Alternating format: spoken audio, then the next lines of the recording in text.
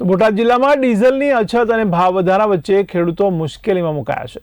ત્યારે ટ્રેક્ટર ચલાવવું મોંઘું બનતા અનેક ખેડૂતો હવે ફરી બળદ વડે ખેતીકામ કરી જૂની પદ્ધતિ અપનાવી રહ્યા છે। ત્યારે ચોમાસા પૂર્વે ખેતીકામ બાકી હોવાને કારણે ખેડૂતો સરકાર પાસે પૂરતા પ્રમાણમાં ડીઝલ ઉપલબ્ધ કરાવવાની માંગ કરી રહ્યા છે। રાજ્યમાં ચોમાસાની સિઝન નજીક આવી રહી છે, ત્યારે બોટાદ જિલ્લામાં ખેડૂતોએ ખેતીકામ માટે ફરી એકવાર જૂની પદ્ધતિ અપનાવવાની ફરજ પડી છે। ત્યારે ડીઝલના સતત વધતા ભાવ અને પૂરતા પ્રમાણમાં ડીઝલ ન મળતા ખેડૂતો પણ મુશ્કેલીમાં મુકાયા છે। પરિણામે જિલ્લાના અનેક વિસ્તારોમાં ખેડૂતો હવે ટ્રેક્ટરની જગ્યાએ બળદ વડે ખેતીકામ શરૂ કરી રહ્યા છે। ખેડૂતોના જણાવ્યા મુજબ સામાન્ય રીતે ટ્રેક્ટર દ્વારા હળ ચલાવવું, દાંતી મારવી તેમજ રાપ સહિતની કામગીરી ઝડપથી પૂર્ણ થઈ જાય છે, જેને કારણે સમય અને મહેનત બંનેની બચત થાય છે। પરંતુ હાલ ડીઝલની અછત અને ભાવ વધારા વચ્ચે ટ્રેક્ટર ચલાવવું ખેડૂતો માટે ખર્ચાળ બની ગયું છે। તેને કારણે હવે ઘણા ખેડૂતો બળદ દ્વારા ખેતી કરી રહ્યા છે।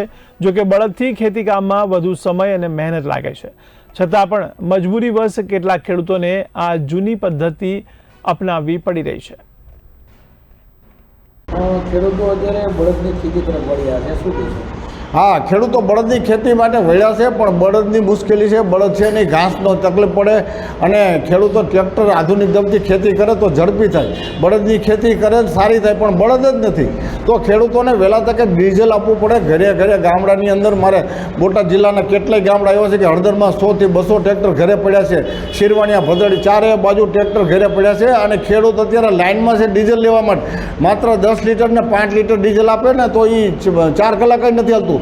એટલે દરેક ખેડૂતોને 50 લીટર મિનિમમ આપણે કૃષિ પ્રધાનને પણ આપણે જાણ કરવાની છે કે એક ખેડૂતોને રોજનું 50 લીટર આપો તો 24 કલાક ટ્રેક્ટર હાલે તો ખેતી થશે। જો ખેતી નહીં થાય તો આ જૂનમાં વાવણી થશે ને ખેડૂત બરબાદ થઈ જશે। વાવવું કઈ રીતે?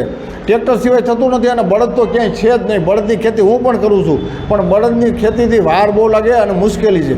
એટલે વહેલા તકે ડીઝલની વ્યવસ્થા કરે, ખાતરની વ્યવસ્થા કરે સરકારને, એવી અપેક્ષા છે। કૃષિ પ્રધાનને પણ જાણ કરવાની છે। કાનજીભાઈ વનાણી, ગામ સમડીલા નંબર 1। હું ખેતી કામ કરું છું, પણ અત્યારે ખેતી કરવામાં તો ટ્રેક્ટરમાં ડીઝલ મળતા નથી। 2-3 પેટ્રોલ પર રખડવી ત્યારે 2,000 ડીઝલ આપતા નથી। પછા ટ્રેક્ટરની ડીઝલને લેવાનું લાગે તો ડીઝલ મળતા નથી। તો અમારે કરવું શું? પછી આ સોમાવું માથે આવવાની તૈયારી છે તો અમારે કામ શીના કરવા આવે ખેતીના? તો અમારા જીવાળ પછી કામ આવીને ઊભા છે, કરવું શું હવે બોલો? સરકાર પાસે વિનંતી માગવી છે કે અમને વહેલા હાથ ડીઝલ આપે તો અમારું સારું થાય, એવી વિનંતી છે અમારી। ઝવેરભાઈ, સમડીલા નંબર 1। શું કરો છો? ખેતી કામ કરવી છે, ટ્રેક્ટર ચલાવવી છે। તમે ટ્રેક્ટર ચલાવો છો, હાલ ખેતીમાં ટ્રેક્ટર ચલાવતી વખતે ડીઝલની જરૂરિયાત હોય, ડીઝલની અછત છે, તેને લઈ શું ખેડૂતોની પરિસ્થિતિ?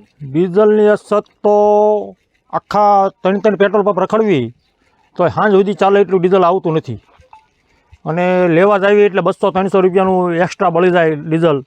એ મોટી માર છે અમારે। તો ચોમાસું આવી રહ્યું છે, માથે ચોમાસું આવે છે, વાવણીનું ટાણું છે। જો ડીઝલ નહીં મળે તો ખેતી કામ બધું અધૂરું રહેશે અને ખેડૂતને આપઘાત કરવાનો સમય આવશે। આવતા વર્ષે કોઈ નાના મોટા પ્રસંગ કાઢવાના આવે ખેડૂતને તો એની તકલીફ મોટી પડશે ખેડૂતને। તમારી માંગ શું?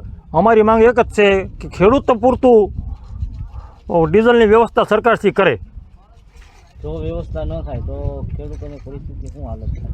બસ આવતા વર્ષે જે કામ કાઢવાના છે ખેડૂતને